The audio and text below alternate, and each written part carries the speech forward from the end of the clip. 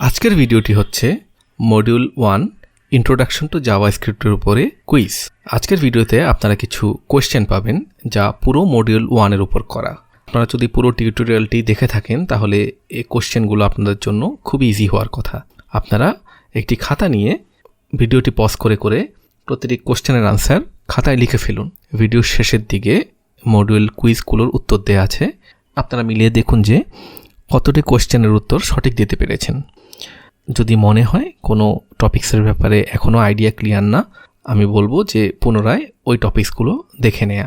এই module quiz করার উদ্দেশ্য আসলে হচ্ছে যে আপনারা যা যা শিখেছেন ওই টপিক্সগুলো মনে আছে কিনা। আমি আপনাদের আবারও বলি যে প্রতিটি টপিক্সের উপর আসলে যত বেশি আপনারা এক্সারসাইজ করবেন, এবং আমরা জানি জাভাস্ক্রিপ্ট এক্সারসাইজ করার জন্য আসলে ওয়েবের কনসোলই যথেষ্ট, সুতরাং এক্সারসাইজ করাও কিন্তু খুব সোজা।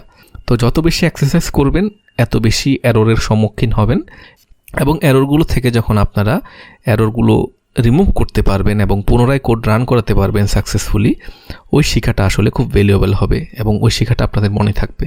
তো জাভাস্ক্রিপ্ট শেখার আসলে সবচেয়ে এফেক্টিভ ওয়ে হচ্ছে বারবার কোড করা, প্র্যাকটিস করা বিভিন্ন সিনারিও অনুযায়ী, এবং এরর আসলে এররগুলোকে সলভ করা।